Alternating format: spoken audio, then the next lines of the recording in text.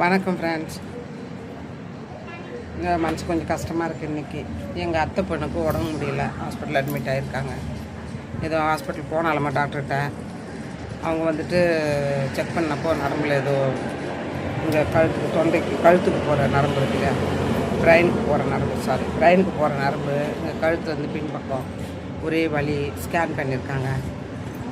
கொஞ்சம் வந்து ட்ரீட்மெண்ட் கொடுக்கணுமா அவங்களுக்கு அப்படின்ட்டு. அவளுக்கு சுகர் இருக்குது.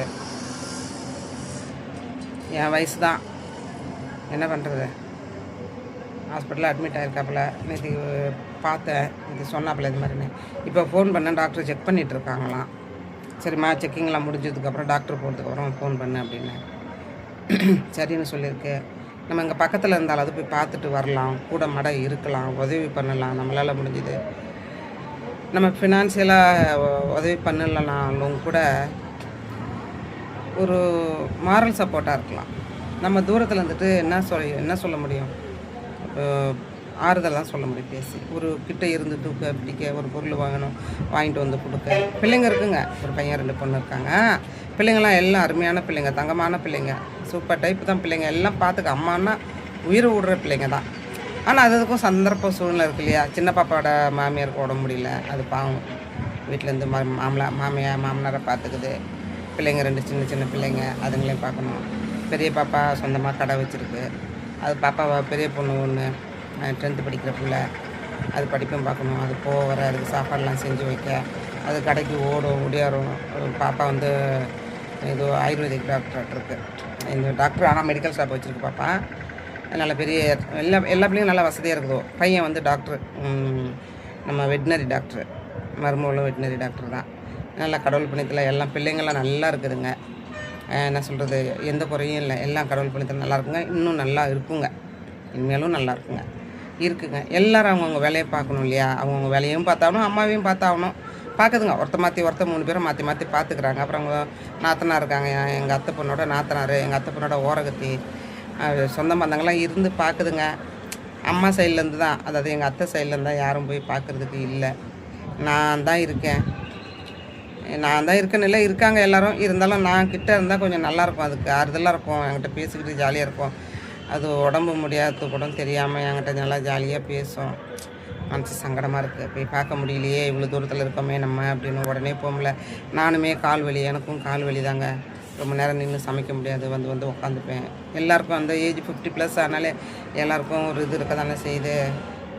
ரொம்ப கஷ்டமாக இருக்குது, சங்கடமாக இருந்துச்சு. பேசினேன், பாவமாக இருந்தது. பிள்ளைங்க நல்லா பார்த்துக்குதுங்க தான். மருந்து மாத்திரை வாங்கி கொடுக்க அதுங்களுக்கெல்லாம் எல்லாமே கொஞ்சம் கிட்டத்தட்ட ஃப்ரீ தானே வச்சுக்கோங்களேன். ஏன்னா பிள்ளைங்க வந்து எல்லாம் நல்ல வேலையில் இருக்கும். நல்லா வாங்கி கொடுக்குங்க பிள்ளைங்க. என் தம்பியும் நல்ல பெரிய ஆஃபீஸராக இருக்கான், வெட்டினரி டாக்டராக இருக்கான். அத்தையோட பேரன். கடவுள் பணத்தில் பிள்ளைங்க நல்லா இருக்குதுவோ, செய்யுதுவோ. இதெல்லாம் நம்ம கிட்டே இருந்தோம்னா அதுங்களாம் சின்ன பிள்ளைங்க தான். அதுங்களுமே என்னதான் 10th படிக்கிற பிள்ளைங்க இருந்தாலும் கூட அதுங்க என்னை பொறுத்த வரைக்கும் சின்ன பிள்ளைங்க தானே. ஒரு வீட்டு வேலையும் பார்த்துக்கிட்டு, பிள்ளைங்களையும் பார்த்துக்கிட்டு, கடை வேலையும் கடை மெடிக்கல் ஷாப் வச்சுருக்கு, அதையும் பார்த்துக்கிட்டு. அது ப்ரொஃபஷ்னல் ஒர்க்குன்னு ஒன்று இருக்குது. ஹோம் நர்ஸாக போய் பார்க்கும். உடனே இன்ஜெக்ஷன்லாம் போட்டு உடனே வந்துடும், தங்காது. பட் இருந்தாலும் போய் ட்ரெஸ்ஸிங்லாம் கொள்ள அப்படி நர்ஸ் வேலையும் பார்க்குது, டாக்டர் வேலையும் போய் இன்ஜெக்ஷனும் போடும், மருந்து எழுதி கொடுக்கும். சொந்தமாக மெடிக்கல் ஷாப் வச்சுருக்கு பாப்பா. நல்ல பிள்ளை அது ரொம்ப ஹார்ட் ஒர்க் தான் பண்ணுதுங்க. எல்லா பிள்ளைகளுமே ஹார்ட் ஒர்க் தான். ஹார்ட் ஒர்க் பண்ணுறதால தான் இன்றைக்கி கடவுள் பண்ணுறது அதுங்க நல்ல நிலைமையில் இருக்குதுங்க. எங்கள் அத்தை பொண்ணுக்கும் அண்ணன் இல்லை. அண்ணன் இருந்தாருன்னா கவலை இல்லை. பிள்ளைங்களை சரிம்மா நீங்களாம் உங்கள் வேலை பாருங்கள், நான் பார்த்துக்குறேன். ஏதோ முடிஞ்சேன்னா சாப்பாட்டுக்கு படம் செஞ்சு எடுத்துகிட்டு வாங்க. ஹாஸ்பிட்டலில் அதுதான் நாங்கள் மெயின். வேணால் வெளியில் அங்கே ஹாஸ்பிட்டலில் தங்கிட்டு பக்கத்தில் போய் சாப்பாடெலாம் வாங்க போனோம்னா, ஹோட்டல் சாப்பாடு சாப்பிட்டோம்னா விலை அதிகம். ஹாஸ்பிட்டலே கொடுப்பாங்க, பேஷண்ட்டுக்கு மட்டும் தான் கொடுப்பாங்க. கூட போயிருக்கிறவங்களுக்கு பார்க்க போகிறவங்க. அப்போ நம்ம செஞ்சு எடுத்துகிட்டு போகலாம். ஒரு டீ காஃபி சொல்லுங்கள், ஒரு சாப்பாடு சொல்லுங்கள், ஒரு ரசம் சாதம், ஒரு இட்லி தோசை. என்ன பண்ணுறது, இதெல்லாம் இருக்குது. இதெல்லாம் எனக்கு ஒரு ஆதங்கம். ஐயோ போய் பார்க்க முடியலன்னு ஒரு ஏக்கம், ஒரு கவலை. நான் காலையிலேருந்து எங்கள் வீட்டுக்காரத்தை நான் புலம்பிக்கிட்டு இருக்கேன். எங்கள் அத்தை பொண்ணு உடம்பு சரியில்லை, ஹாஸ்பிட்டலில் சேர்த்துருக்காங்கண்ணா, நல்லா போய் பார்க்க முடியல அப்படின்னு.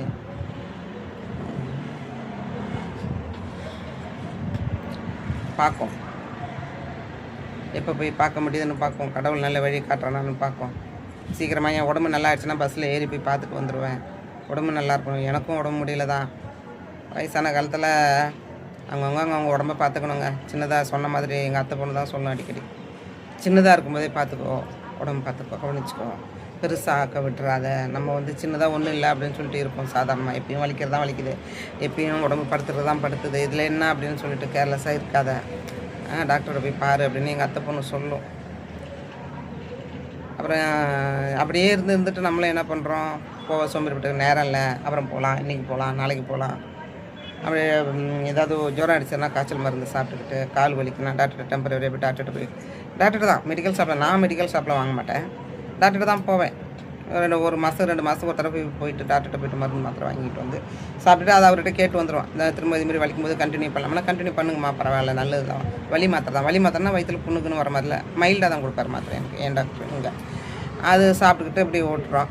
என்ன பண்ணுறது, நம்ம சரி ரொம்ப வலி தாங்கலையேன்னு வேறு டாக்டர்கிட்ட போனோம்னா இது இவர் ஆர்த்தோ தான், நான் போகிறது ஆர்த்தோ தான், இன்னும் இவர் இதுமாரி மருந்து கொடுத்தே சரி பண்ணுறோன்னு பண்ணிகிட்டு இருக்காரு. நம்ம வலிச்சுக்கிட்டே மெதுமெதாக வலிச்சுக்கிட்டே இருக்கேன்னு சொல்லிட்டு எப்போ தான் இதுக்கு தீர்வுன்னு சொல்லிட்டு நம்ம வேறு டாக்டர்கிட்ட போனால் பெரிய ஹாஸ்பிட்டலாக இருந்துச்சுன்னா போனோம்னா அந்த டெஸ்ட்டு, இந்த டெஸ்ட்டு, இதுக்கு ஸ்கேன் எடுக்கணும், இதுக்கு டெஸ்ட் எடுக்கணும், இதுக்கு எம்ஆர்ஐ டெஸ்ட் எடுக்கணும், பிளட் டெஸ்ட்டு, யூரின் டெஸ்ட்டு, அந்த டெஸ்ட்டு, இந்த டெஸ்ட்டுன்னு தீட்டுருவாங்க. பில்லை திட்டத்தோடு இல்லை, அது இருக்குது இது இருக்குதுன்னு சொல்லி ஒரு நோய் இருந்தாலும் பரவாயில்ல, ஒரு 4-5 நோயை சேர்த்து சொல்லிவிடுவாங்க. அது வேறு நமக்கு நோய் ஆகிடும்.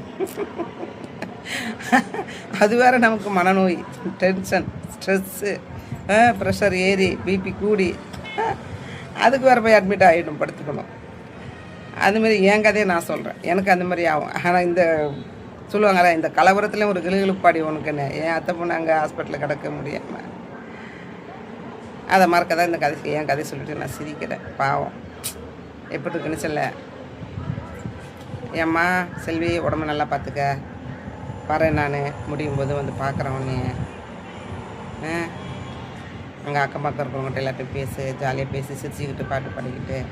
பாட்டு பாடுங்க, எங்கள் அத்தை பொண்ணு சூப்பராக பாட்டு பாடும், நல்லா பாட்டு போடுவோம், நல்லா டான்ஸ் போடுவோம், என்னோட அழகாக பாட்டு பாடுவோம், டான்ஸ் போடுவோம், நல்லா பேசும், நல்லா கலகலன்னு பேசும். எனக்கு பேச தெரியாது, எங்கள் அத்தை பொண்ணு நல்லா பேசும், நறுக்கு தெரிச்ச மாதிரி பேசும். அது இருக்கிற இடம் எப்பயுமே கலகலப்பாக தான் இருக்கும். எங்கள் அத்தை பொண்ணு இருக்கிற இடம் எப்போவும் சந்தோஷமாக ஜாலியாக இருக்கும். நீங்களும் அதுமாரி எல்லாம் சந்தோஷமாக இருங்க, ஜாலியாக இருங்க, சிரிச்சுக்கிட்டே இருங்க, எல்லோரையும் சந்தோஷப்படுத்திக்கிட்டுருங்க. இருக்க போகிறது கொஞ்சம் காலம், நம்ம யார் முன்னே போவா யார் பின்னாடி போவான்னு தெரியாது. அந்தமாதிரி காலத்தில் நம்ம வாழ்ந்துக்கிட்டு இருக்கோம். அதனால் இருக்கிற வரைக்கும் சந்தோஷமாக இருப்போம், எல்லோரையும் சந்தோஷப்படுத்துவோம், நம்மளால் முடிஞ்சது அவ்வளோதான் செய்வோம். நல்லதே நினைப்போம், நல்லதே நடக்கும். எல்லோரும் நல்லா இருங்க, பத்திரமா இருங்க, பத்திரமா இருங்க. Okay, thank you. இந்த வீடியோ பார்த்து லைக் பண்ணுங்கள், சப்ஸ்கிரைப் பண்ணுங்கள், சப்போர்ட் பண்ணுங்கள் ஃப்ரெண்ட்ஸ். தேங்க்யூ. லைக் பண்ணுங்கள், கமெண்ட்ஸ் பண்ணுங்கள், சப்ஸ்கிரைப் பண்ணுங்கள். பாய்.